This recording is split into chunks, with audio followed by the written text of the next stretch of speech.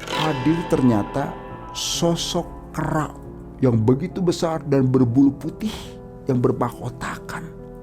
Langsung sosok manusia itu pun penjelmaan dari siluman kera tadi pun memberikan suatu isyarat, kami terima.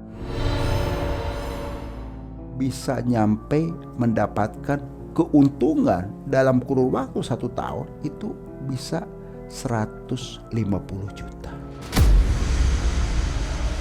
Luar biasa, itu sudah bersih. Sodik sebagai teman lamanya merasa kehilangan. Sebaik-baiknya jin itu adalah sejahatnya manusia. Tuh hati-hati. Itu saya pernah dengar.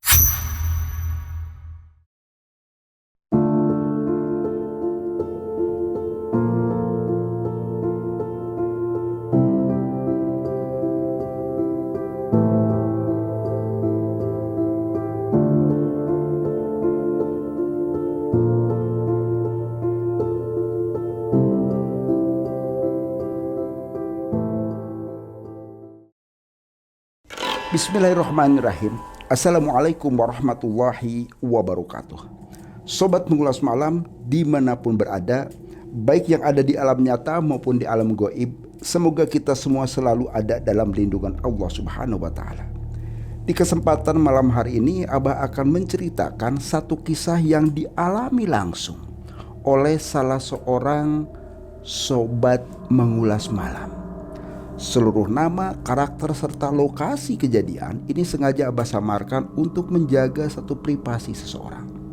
Sebut saja ini adalah Mas Sodik. Mas Sodik ini berprofesi sebagai seorang driver. Jadi beliau, Mas Sodik ini, membawa barang sebagai sopirnya itu muatan dari Jawa sampai ke wilayah Sumatera.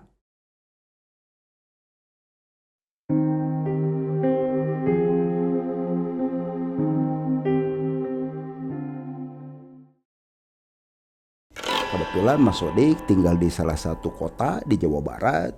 Dia dapat DO dari Jawa ini untuk mengirim barang bihun ke wilayah Sumatera. Kebetulan Mas Sodik sendiri berprofesi sebagai seorang driver ini bukan setahun 2 tahun. Dari remaja.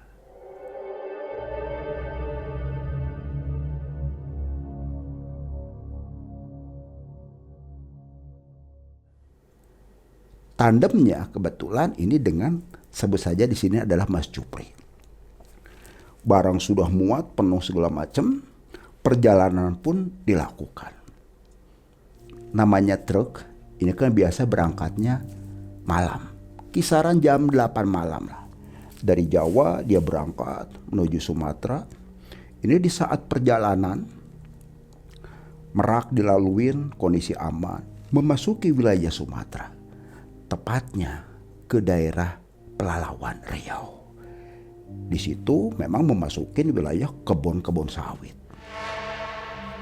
Kanan kiri pohon yang begitu besar, namanya perkebunan tentunya kan, kondisi masih ada ke dalam gelap juga. Penerangan belum begitu maksimal sebetulnya. Masuk ke daerah yang akan dituju. Namanya sopir, ada kalanya mereka pun lelah segala macam. Ini istirahat di salah satu warung di situ. Jupri sebagai kenaiknya dibangunkan oleh Sodik. Ini dia tertidur pulas banget. Tertidur pulas. Sodik pun turun, makan aja. Yang melayanin kebetulan itu adalah nenek-nenek sudah tua banget. Sodik pun bertanya, "Nek, sendirian di sini?" "Enggak, saya sih ditemenin suami. Kebetulan suami lagi istirahat, sudah tidur." Gitu. "Oh, ke situ. Kok sih sepi banget nih di sini?" "Ya iyalah Mas, sepi. Wong jam berapa ini coba?" Dilihat jam ternyata menunjukkan pukul 2:30 pagi. 2:30 pagi. Gak lama kemudian Sodik sedang minum Juga ya makanan, minuman juga nggak terlalu banyak banget lah. Kebetulan si nenek tua tersebut tuh dia tinggal di warung itu. Ada kalanya sopir ataupun siapa aja yang mungkin kelelahan biasa singgah di tempat si nenek. Sedang asik minum di situ sambil menghisap beberapa batang rokok, Jupri pun terbangun. Terbangun, dia lihat kanan kiri, kok mana Sodik? Nggak taunya dilihat dia sedang duduk di warung tadi. Dia pun turun. Dia turun terus langsung nyapa. Mas, kok saya nggak dipesenin? Ya minta aja kamu. Nggak lama kemudian si nenek tua itu pun datang menghampiri Jupri. Tapi apa yang terjadi? Jupri sangat terkaget melihat sosok nenek tua dengan mukanya hancur rata, meneteskan darah sampai ke pakaiannya pun basah dengan penuh darah. Jupri pun terperanjat, kaget sekali sampai mengingatkan. Jupri langsung mengucap astagfirullahaladzim. Begitu Jupri mengucap astagfirullahaladzim, nenek yang kelihatan tadi pun hilang seketika. Secara spontan Jupri pun langsung menepuk bahunya Sodik. Kang, istighfar sampean, istighfar. Istighfar gimana? Istighfar coba. Astagfirullahaladzim, baru begitu ngucap. Apa yang dilihat tadi?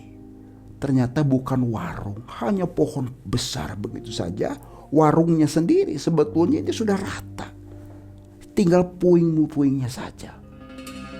Keduanya pun langsung terperanjat. Kaget, baru sadar.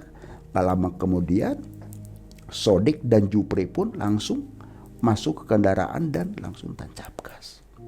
Sampai di tempat pengiriman, seperti biasa barang pun diturunkan oleh kenek-kenek yang lainnya di situ. Sodik dan Jupri bertanya kepada salah seorang di tempat penurunan barang. Disampaikan bahwasanya saya sempat istirahat minum kopi di salah satu warung di sekitar pertengahan yang mau masuk ke arah Pelalawan tadi. Yang ditanya pun langsung menjawab, waduh, untung sampean selamat. Loh, emang kenapa Mas? Di situ 1 minggu kemarin warung itu hancur berantakan karena ditabrak oleh salah satu truk fuso. Nenek tua itu pun memang sudah meninggal dunia. Kaget. Sodik dan Jupri pun kaget. Alhamdulillah Sodik dan Jupri pun masih dalam kondisi selamat. Mas, untung sampean masih bisa terselamat. Kalau enggak, walau alam apa yang terjadi. Dah, gak usah dipikirin lah. Semoga panjenengan nanti perjalanan ke Jawa ya selamat lah sampai tujuan. Tidak terjadi hal yang tidak diharapkan. Nggih, matur kesuwun Mas. Setelah selesai barang turun seperti biasa, handphone yang dipegang Sodik pun itu berdering, ternyata dari bosnya bahwasanya dia harus memuatkan barang. Ya, ini ada pesanan dari Sumatera untuk dikirim ke wilayah Jawa Tengah, yakni minyak goreng. Setelah itu minyak pun langsung dinaikkan yang ada di kardus tersebut. Setelah beres ditata sedemikian rupa, dikasih terpal, diikat rapi segala macam. Malam dia pun berangkat perjalanan. Di saat dalam perjalanan, saat memasuki wilayah ke daerah Jawa Tengah, tepat di daerah Subah, mobil pun dikepinggirkan seperti biasa. Jupri dan supirnya yaitu Sodik pun turun makan dulu ke salah satu warung yang ada di situ. Dia menikmatin banget saking lahapnya selama perjalanan. Setelah selesai makan, ngopi, ngerokok segala macam, beberapa jam istirahat, perjalanan pun akan dilanjutkan. Tapi Sodik mengingatkan, Jangan lupa nanti itu beli jaburan lah buat nanti perjalanan kita. Ini cuma adanya pisang rebus sama ini nih kacang rebus. Ya udahlah, yang penting mah kita bisa ngemil di jalan, obat ngantuk, kata Sodik ke Jupri. Dibungkus lah, dikresek sambil berjalan. Sodik terus fokus melewati kota Subah. Di saat perjalanan memasuki wilayah Alas Roban, tepat kurang lebih sekitar di kilometer 12 lah atau 13 itu, ban tiba-tiba meledak. Sodik dan Jupri pun ya otomatis kaget. Gak lama kemudian mobil pun berusaha dikepinggirkan. Langsung keduanya sigap turun. Jupri langsung itu tanpa perintah lagi mengganjal ban mobil bagian belakang. Khawatir terjadi sesuatu. Begitu dicek ternyata ban bagian sebelah kiri yang meledak. Gak lama Jupri nurunin dongkrak segala macam. Setelah didongkrak, ban serep itu langsung diturunkan. Ban yang meledak pun, yang bocor langsung ditaruh ke bagian kiri. Di saat Jupri mau memasangkan ban serepnya, kaget Jupri, merasa terkaget.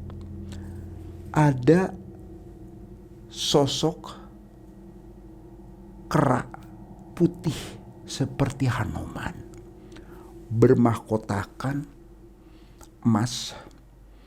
Saking kuningnya tadi, ini bikin silau ke matanya Jupri juga. Besar putih. Ada kurang lebih sekitar jarak 100 meter. Kera itu pun terus mendekat. Jupri kaget melihat sosok kera yang begitu besar mendekati ke dia. Ada upaya Jupri pun untuk lari. Tapi apa yang terjadi? Seakan kakinya Jupri itu seperti dipaku. Teriak-teriak pun, berusaha teriak, tidak terdengar oleh Sodik yang sopirnya. Padahal dekatan sebetulnya. Berdekatan. Kera besar itu pun yang berbulu putih semakin mendekat. Ada jarak kurang lebih sekitar 2 meter. Baru tersadar. Jupri baru tersadar. Dan sosok monyet itu pun terdiam dengan sorot matanya yang begitu tajam kepada Sodik. Seakan ada satu sinyal. Saya tidak akan ganggu kamu. Seperti ada sinyal seperti itu. Jupri pun langsung mengucap astagfirullahaladzim. Nah dari situ, karena ternyata sosok kera putih yang besar itu pun tidak ada mengganggu, ada inisiatif dari Jupri. Waduh, saya ingat di dalam mobil itu masih ada pisang rebus sama kacang rebus. Bokatan baik, kera ini lapar. Ya udahlah, saya langsung ambil dulu. Terucap dalam hatinya seperti itu. Yang tadi Jupri pun angkat kaki, terasa berat seperti dipaku. Kok tiba-tiba enteng begitu saja. Masuk ke mobil, di kantong kresek, dibawa. Itu rebus pisang dan kacang rebus itu pun diberikan kepada sosok kera putih yang besar tadi pun. Begitu makan, banyak kawanan monyet-monyet itu pun langsung pada berdatangan. Pisang dan kacang rebus itu pun diambil begitu saja. Tapi karena yang makannya sendiri, awalnya itu adalah sosok yang besar monyetnya, kalau boleh dikatakan itu babonnya gitu kan. Langsung diusirin sama si monyet besar itu pun, yang lain pada pergi begitu saja. Setelah sosok kera putih yang besar tadi memakan pisang rebus, dan kacang, kera itu pun langsung berjalan terus ke bawah di daerah alas roban. Jupri pun seakan terhipnotis dia. Terhipnotis ngikutin. Turun, begitu turun selesai, sosok kera putih pun itu berubah menjadi sosok manusia yang tampan, gagah. Jupri disuruh duduk. Gak lama kemudian sosok kera putih kejadian tadi yang berubah jadi sosok manusia ini bermahkotakan yang emas tadi. Yang awalnya monyet-monyet ataupun kera-kera yang datang itu ternyata adalah para penggawanya. Gak lama kemudian pemuda yang tampan itu pun langsung memerintahkan kepada para penggawanya, ternyata memberikan kotak kayu warnanya hitam, ukuran kurang lebih sekitar 30 kali 30 cm. Kotak tersebut oleh para penggawa diserahkan kepada pemuda yang gagah ganteng tersebut. Ternyata itu adalah rajanya, penguasa yang ada di alas roban tadi. Dibuka, dikeluarkan, ternyata selendang warna kuning. Selendang warna kuning yang ada di pemuda diserahkan kepada Jupri. Nak, ini kenang-kenangan dari saya. Ini sebagai tanda terima kasih. Pakai sama kamu, ikat di pinggang. Kemana kamu pergi, jangan lupa pakai. Semoga kamu pun mendapatkan rezeki yang lebih dari apa yang telah kamu berikan terhadap kami di sini. Jupri pun langsung mengucap, terima kasih, saya terima selendang kuning ini. Semoga ini sebagai awal berkah buat kelak kami di kemudian hari. Gak lama Jupri pun langsung pamitan. Si selendang kuning itu pun langsung diikatkan sama Jupri. Karena ban pun di saat didongkrak belum selesai dipasang, dia pun melanjutkan lagi. Melanjutkan selesai, baru nyampaikan ke Sodik, Mas, ini ban sudah selesai semuanya. Udah beres, udah pokoknya beres. Langsung aja mobil starter, langsung naik. Di saat perjalanan Jupri tidak cerita. Sampailah pengiriman barang itu pun ke daerah Jawa Tengah, yaitu tepatnya di kota Semarang. Turun, minyak segala macam, setelah selesai ya sudah seperti biasa. Mereka istirahat, pulang ke rumah masing-masing. Apa yang terjadi sobat? Pasca Jupri mendapatkan selendang kuning pemberian dari sosok siluman kera putih itu pun, kebetulan istrinya Jupri pun memang usaha di rumahnya, bantu-bantu suami katanya. Sembako lah, kecil-kecilan, warung namanya juga di kampung gitu kan, yang ala kadarnya. Tapi apa yang terjadi? Usaha istrinya ini semakin lama semakin terus meningkat. Dan yang menjadi keanehan, orderan ataupun DO dari bosnya Sodik sama Jupri, kebetulan kan orangnya orang sama, itu melimpah terus. Bosnya sebetulnya sih punya armada sampai 6. DO itu banyak dikirimnya oleh Sodik dan Jupri. Selain mereka pun mendapat gaji bulanan, ya itu tadilah. Karena kebetulan Jupri pun orangnya cekatan, dia nggak perlu diperintah itu ini. Sodik pun suka memberikan uang lebih kepada dia. Jupri tidak hanya sebatas dia connect saja di situ, dia pun belajar nyupir, apalagi kalau di saat lagi turunkan barang, dia pun suka ikut bantu. Ya lumayan, 1 koli suka dapat uang juga dari situ. Ada uang tambahan lah, itu yang dilakukan. Uang yang didapatkan oleh Jupri pun selalu Jupri tabung dan diberikan semuanya kepada istrinya untuk nambah modal usaha istrinya di rumah. Seiring perjalanan waktu, setahun, 2 tahun, 3 sampai ke 5 tahun, tidak disangka sobat, usaha Jupri, omset istrinya yang jualan sembako di rumah meningkat seiring perjalanan waktu 1, 2, 3 tahun. Melimpah sampai bisa mendapatkan satu malam aja ini 4 juta rupiah. 4 juta. Kok bisa sampai terjadi 4 juta? Awal dia tidak ada jualan beras, nggak ada. Minyak goreng tidak ada. Ini semua dilengkapin.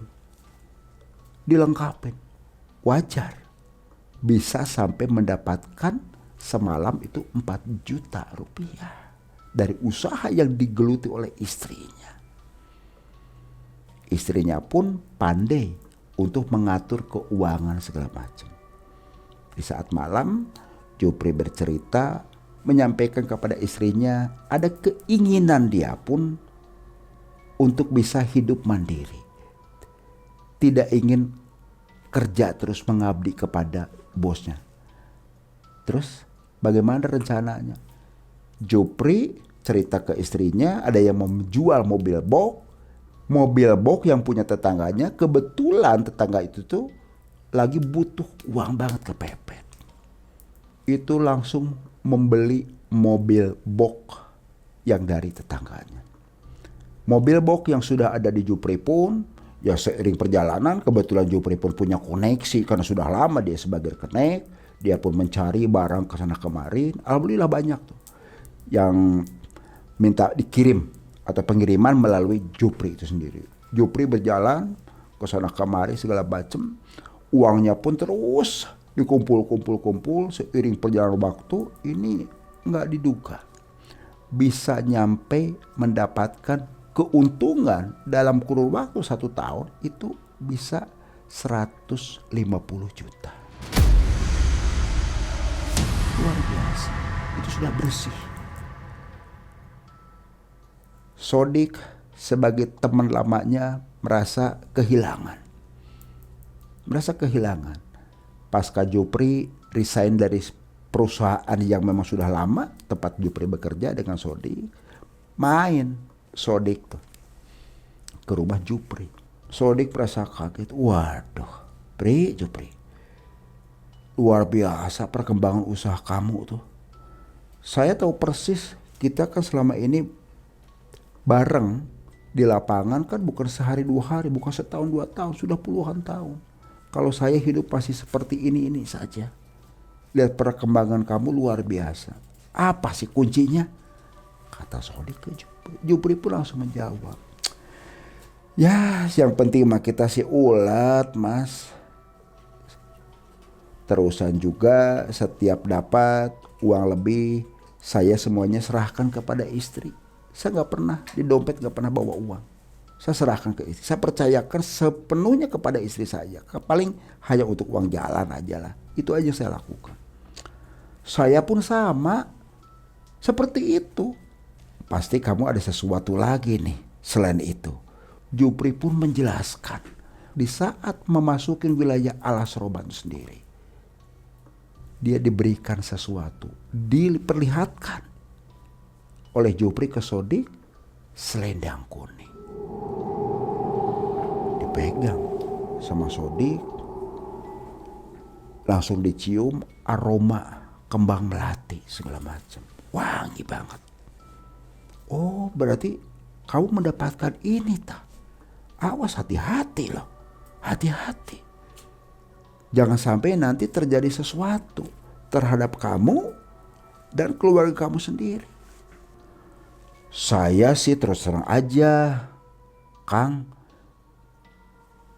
nggak minta hal-hal kayak begini ya, nggak minta. Saya juga tahu sesuatu yang tidak diharapkan. Saya nggak pernah nyupang segala macam, nggak pernah melakukan satu pesugihan. Naudzubillah min dzalik, enggak saja.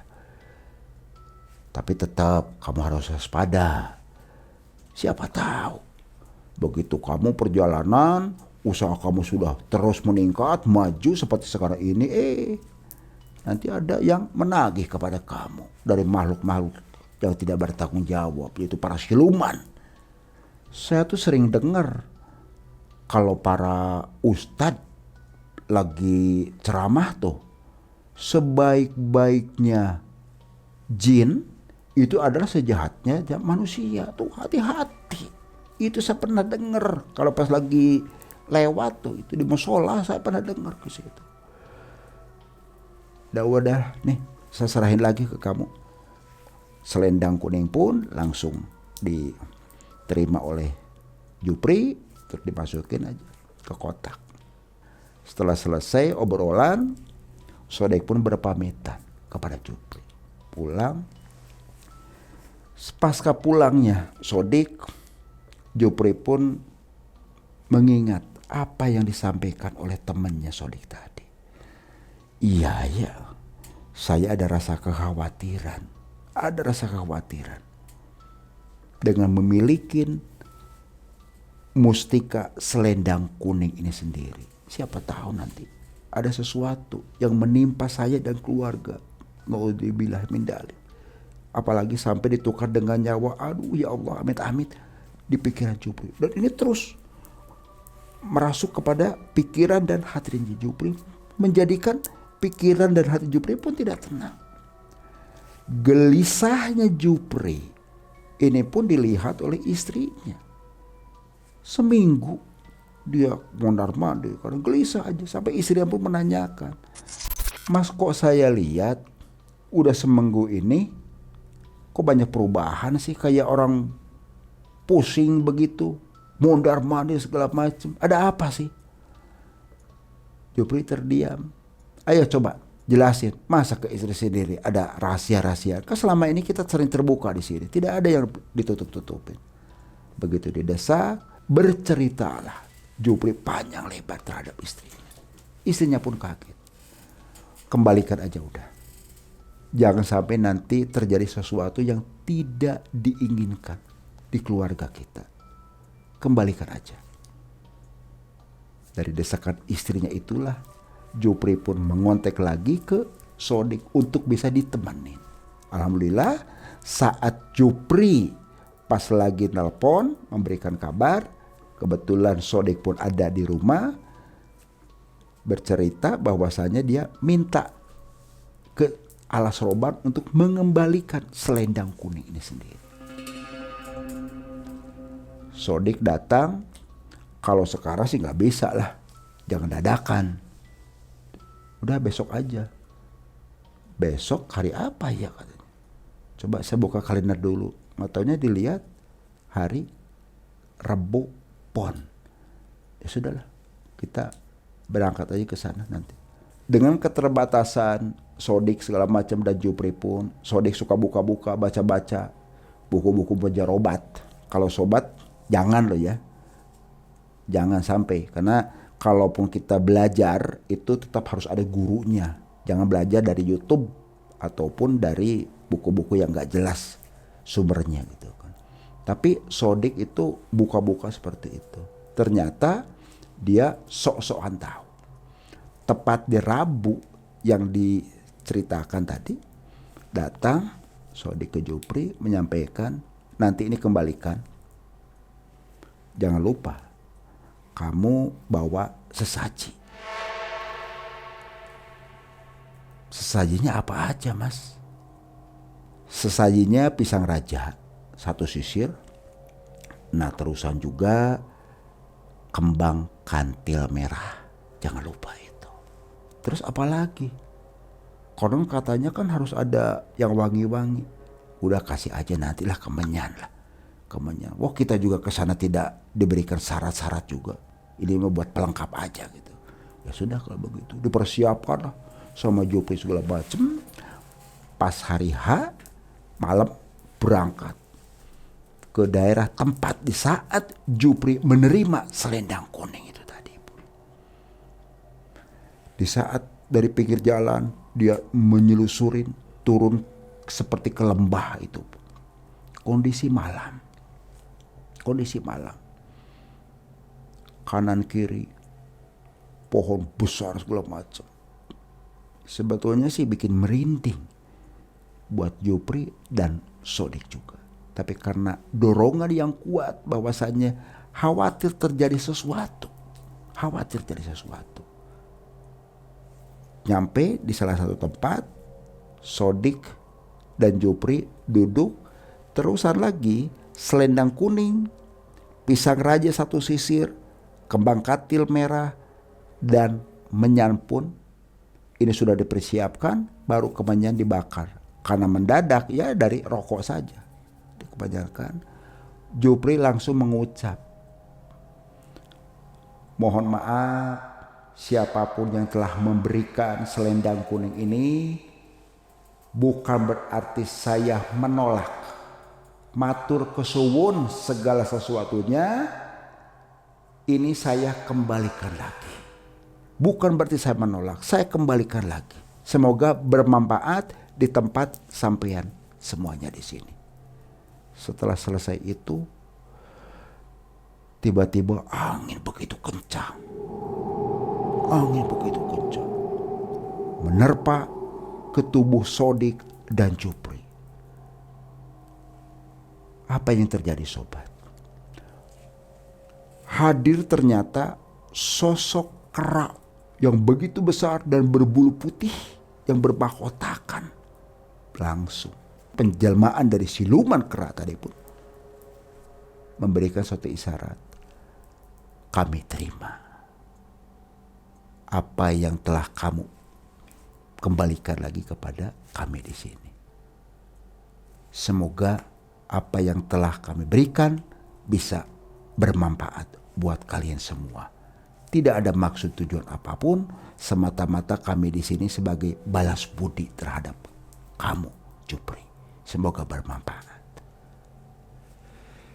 Pasca itu, selendang kuning pun hilang seketika, dibarengi dengan sosok makhluk tadi pun. Jupri dan Sodik pun keduanya saling bertatapan, gak lama langsung pergi, naik lagi ke atas, ke jalan raya lagi, karena dia dari lembah, naik pulang. Jupri setelah mengembalikan selendang kuning kepada sosok jelmaan dari kera putih, hidup Jupri pun merasa tenang dan nyaman. Jupri merasa bahwa inilah ternyata rezeki yang tidak diduga, entah dari mana datangnya. Toh saya pun tidak pernah meminta kepada hal-hal yang di luar kekuasaan Allah Subhanahu wa Ta'ala. Jupri betul-betul istiqomah, dan Jupri sampai sekarang pun yang awal mobil boxnya 1 bisa menambah sampai 5 armada. Mengirim barang, ada ngirim snack, bihur, segala macam air mineral, pendistribusian segala macam. Dan sampai detik ini pun usaha Jupri ini terus berjalan. Itulah sobat, satu kisah yang dialami oleh Sodik dan juga temannya Jupri yang langsung diceritakan oleh Kang Sodik. Mudah-mudahan ini kita bisa ambil satu hikmahnya. Mari kita berbagi kepada makhluk siapapun di dunia ini tanpa pandang bulu. Jangan pernah pelit untuk berbagi. Tidak akan miskin seseorang yang pernah menolong kepada siapapun. Ingat sobat, jangan pernah takut jin dalam bentuk apapun. Geprek dengan keimanan dan ketakwaan kita kepada Allah Subhanahu wa Ta'ala. Ingat sobat, kamu tidak sendirian. Wassalamualaikum warahmatullahi wabarakatuh.